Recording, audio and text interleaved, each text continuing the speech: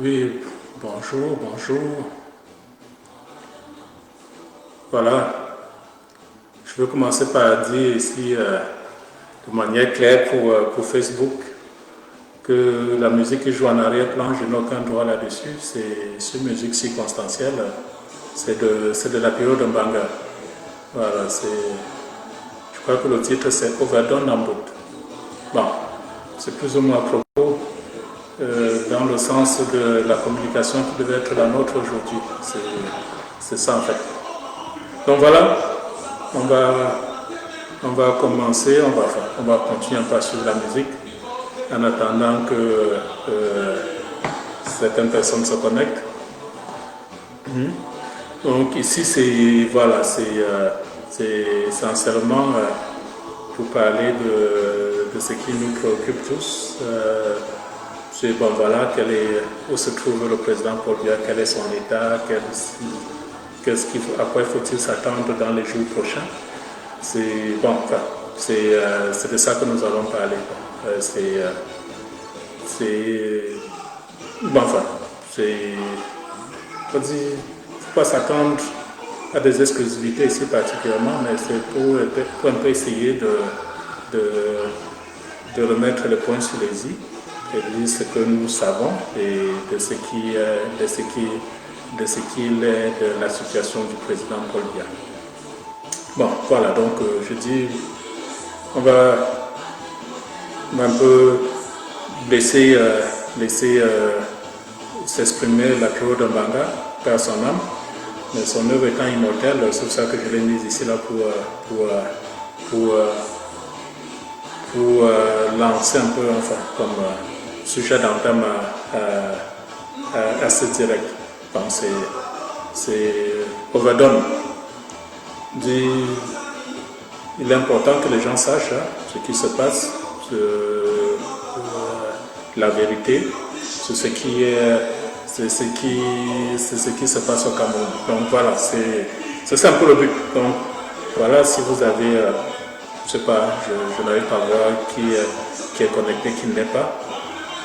Donc pour ceux qui sont déjà là, ceux qui pourraient être en ligne, voilà, je dis je vous conjure de partager ce direct, voilà, pour qu'on puisse adresser au plus grand nombre.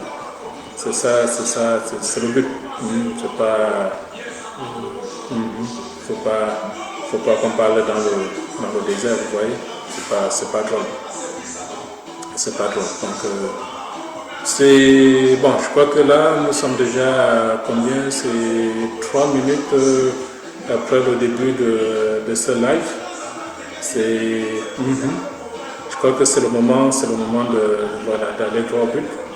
Je dis depuis le début, enfin ça fait déjà à peu près aujourd'hui c'est le 40e jour. Hein. C'est le 40e jour où Paul Biya a quitté physiquement le Cameroun pour aller voilà. Enfin, il est hors du pays en fait. Ça fait 40 jours aujourd'hui.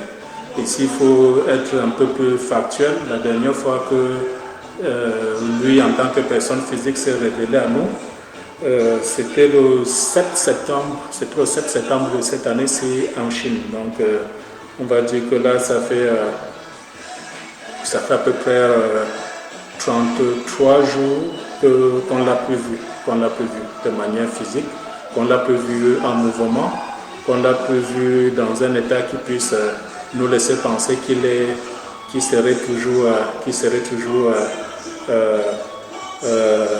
maître de la situation et de son destin en fait. Donc voilà.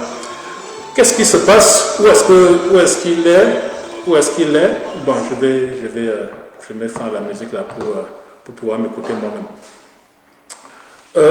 Nous avons vu ici, merci à Paul Chouta qui a été le premier à nous alerter sur la situation de l'homme Biya, du président Biya, où il a fait certaines révélations. Il nous a dit que dans un premier temps, Biya avait été évacué en France parce qu'il était très souffrant et que, bon voilà, dans un état suffisamment critique, pour suffisant pour pouvoir susciter l'émotion et l'émoi des Camerounais en général, parce que qu'on le veuille ou non, lui c'est encore lui qui a le destin de la majorité des Camerounais entre ses mains. Donc voilà. Nous avons aussi vu dans cette guerre communicationnelle là, Boris Berthaud qui nous a annoncé une date de retour de l'homme Biya. Ça fait pratiquement 2 semaines qu'il avait annoncé ça. Son retour c'était un mercredi, je crois. Et puis la situation a évolué jusqu'à il y a cela 4-5 jours à peu près, où nous avons eu cette chaîne amazonienne qui est venue dans son journal télévisé nous dit que Paul Biya était mort. Voilà. Et c'est ce qui a suscité enfin la réaction des officiels camerounais. Dans ce foisonnement de ces multiples réactions-là, il n'y a aucune qui soit vraie en fait. Je dis qu'il n'y a aucune. La seule vérité qu'on puisse tirer de ça, c'est que oui, Biya, il est en Suisse. Le deuxième point, c'est que est-ce qu'ils ont contredit les informations que Paul Tchouta a données? Non. Bon, je peux le dire aujourd'hui avec certitude et autorité même que Paul Tchouta, dans cette histoire-ci, il a toujours eu raison. Le seul point d'ombre qui n'a pas pu être élucidé, c'est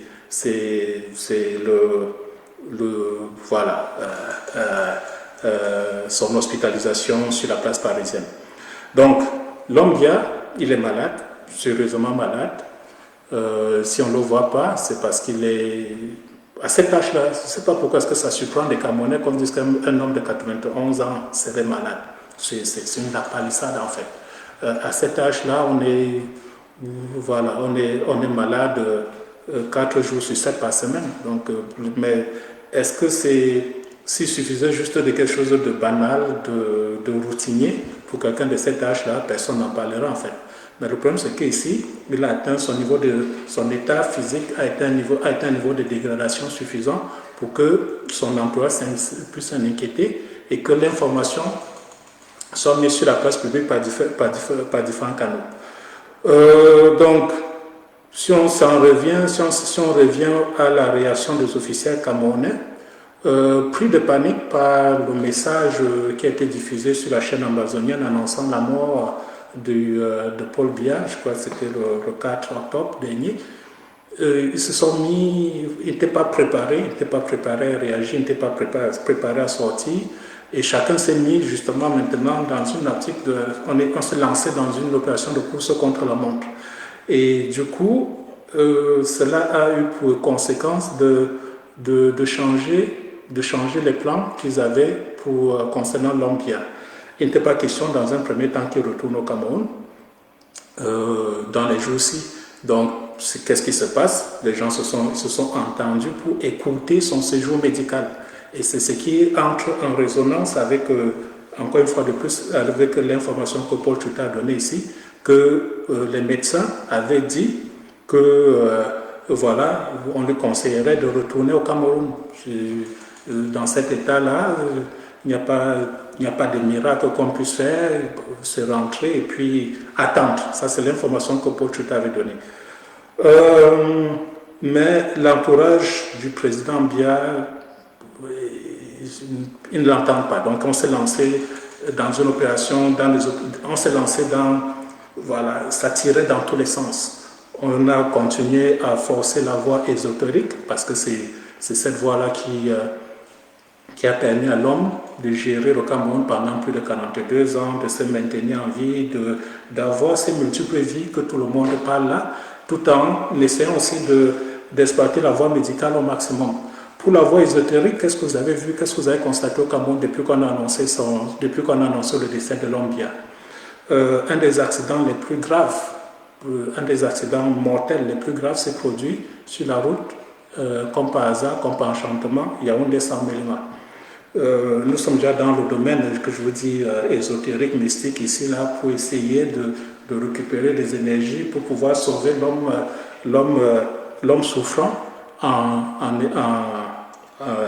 Genève aujourd'hui, justement dans le but de pouvoir le ramener au Cameroun au plus tôt et confondre l'information, ceux qui avaient mis l'information sur la place publique, que, un, il était malade et deux, qu'il était mort.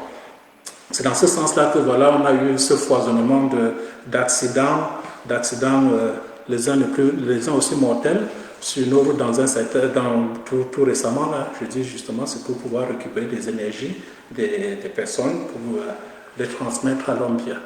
Et donc, on va écouter son séjour, vaille que vaille, pour confondre, pour essayer de démentir l'information qui nous a été donnée sur la place publique. Donc, c'est aussi là où je dis qu'ici, peut-être, l'information, s'il faut donner un peu de crédit à Boris Berthaud ici, c'est que l'Ombia, il compte retourner au Cameroun mercredi. Mercredi, le 16 octobre aussi, qui s'annonce. Donc, on est en train de tout faire, pomper, vraiment faire le maximum pour que le 16 octobre, il puisse être au Cameroun. C'est la situation, à l'heure où je veux parler, c'est ce qui est, c'est ce qui est en train de se passer. Donc, malheureusement, pour eux, en écoutant son séjour sanitaire en Europe, qu'est-ce que cela va avoir comme conséquence? Il n'y aura pas de miracle. Hein. Je dis, à un certain moment, ce sont des chemins qui sont irréversibles. Qu'est-ce que cela va avoir comme conséquence? Ça va juste précipiter ce qu'ils veulent éviter. Donc, dans une de mes publications que j'ai voulu satirer, qui est sur Facebook, j'avais dit que je savais que le chat, c'est un plat très prisé par l'Ombia. Donc, vous savez un peu les vertus du chat. On dit que ceux qui ont mangé le chat ne meurent pas à l'étranger. Donc, voilà à peu près le but de l'exercice. C'est qu'il ne doit pas, ce n'est pas là-bas, ce n'est pas à Genève, ce n'est pas à l'étranger que cela va arriver. Et c'est donc pour ça que je vous dis, d'ici mercredi, vous devez voir que on va voir l'Ombia au Cameroun. Quand je dis voir, ça serait des photos. Il n'y aura pas de gens à l'aéroport pour pouvoir l'accueillir. Ça va être juste des photos. On va montrer l'avion qui a atterri, enfin une photo statique d'un avion qui a atterri, et puis on va vous dire que bon, voilà, le président Ombia est de retour au Cameroun pour mettre fin à toute spéculation sur son état de santé. Donc, je dis, ce que je vous dis, c'est l'information qui m'a été communiquée par, je dis, des personnes généralement bien informées. Et puis, je vous ai dit que mercredi le 16 octobre, c'est la date estimée de retour du président Ombia au Cameroun. Donc, est-ce qu'il est mort à cette heure-ci où je parle? Non, ceux qui l'affirment ne sont pas dans le vrai. C'est pas ce qui se passe. Mais est-ce que l'homme, il est suffisamment conscient dans un état de santé qui lui permettrait de continuer à assumer ses fonctions de président de la République? Ça, c'est un non catégorique. C'est un non catégorique. Donc, tout ce qui s'est fait au Cameroun aujourd'hui, au nom du président de la République, ce sont des usurpateurs. En fait, c'est ce qu'il a mis en place pour jouer ce rôle-là.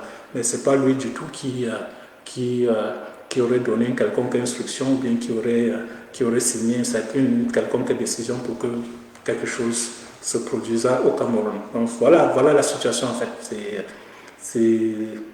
J'ai voulu me faire assez bref et assez concis ici pour éviter de me répéter. Donc 91 ans, qui est-ce qui serait choqué d'être malade? Même pour les plus proches, à 91 ans, on bénit, on remercie Dieu, on célèbre la vie, on est content parce que chaque jour qui passe auprès de cette personne-là, c'est un bonus sur terre. Donc, je trouve que ceux de Yaoundé, une fois de plus, ils font très mal, ils n'ont jamais su rien faire de bon, en venant essayer de démentir que l'Ombia est malade. Ça convainc ce que ça peut convaincre, mais la réalité, elle est celle que je viens de vous exposer là. Donc, on va l'attendre au pays d'ici le 16 octobre. Donc, Voilà, je ne vais pas être plus long que ça. Ça fait exactement 15 minutes que je suis avec vous. C'est le temps que je m'étais donné pour pouvoir faire passer cette communication-là. Donc, Paul Tchouta, ce qu'il faut retenir, c'est que la vérité dans cette histoire-là se trouve du côté de Paul Tchouta. Il faut donner très peu de crédit à toute autre information que celle qui a été mise sur la place publique par Paul Tchouta. Voilà. Donc, merci à ceux qui m'ont suivi. Je vous souhaite un excellent week-end. Et puis, rendez-vous ici même, incessamment très proche, une fois qu'on a les informations qu'on trouvera assez pertinentes pour pouvoir vous communiquer. Voilà. Allez, portez-vous bien.